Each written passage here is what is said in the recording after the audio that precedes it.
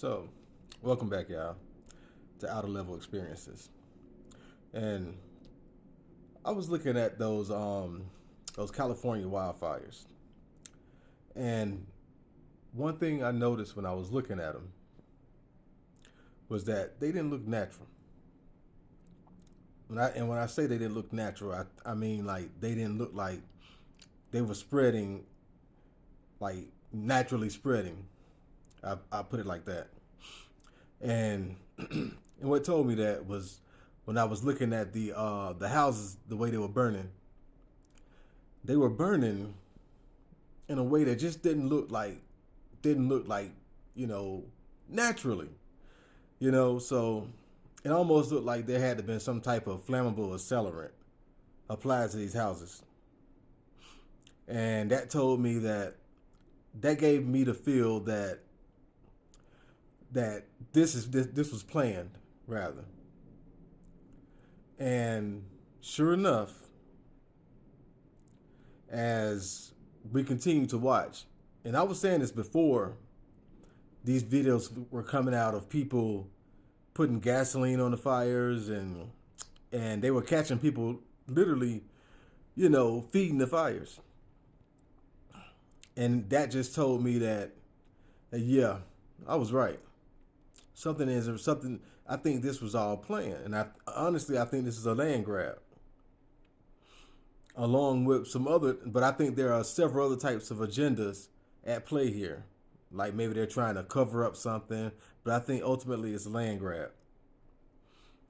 And when you look at it, um, I started to think to myself, you know, other things that started to come out, like for one, the fire hydrants weren't up to par or were low on water or something like stuff like that. And then we started hearing, that these insurance companies were denying these people's claims or just flat out dropping people. That's what we started hearing. And I said, oh, yeah, this is definitely designed. All this stuff was planned, and it's a land grab. And and it reminded me of something that happened here back in 2017. Now, now, if you recall, back in Georgia, back in maybe like 4 years ago, 4 or 5 years ago now, when the housing market started going up and people were and the houses were just being priced ridiculously because the average person just couldn't afford them.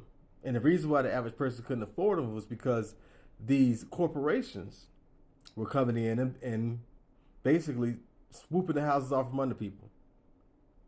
They would come in, buy the house at a ridiculous price, and basically making it taking it out of the grasp of the average home buyer. But anyway, back to what I was going to get into. I remember back in 2017. I remember we got up one morning, and I was seeing my wife off to work as usual. But as when we left out of the house, and we looked at the street, and it looked like it had rained, and we said it. I don't recall it raining last night, but the street was looking kind of shiny, and like I said, like it was wet, and also the cars were looking like they were wet, and so I touched the stuff. I ran my finger on the window, and I said, "This isn't even water. It's like an oily residue." And it smelled like petroleum, like a petroleum-based substance. And so I went to Facebook and I posted, "Did anyone else experience this?" And sure enough, other people saying that they experienced it. As they left out, they would find like oily residue on the streets and on their cars and what have you, almost like something had been dropped on the city.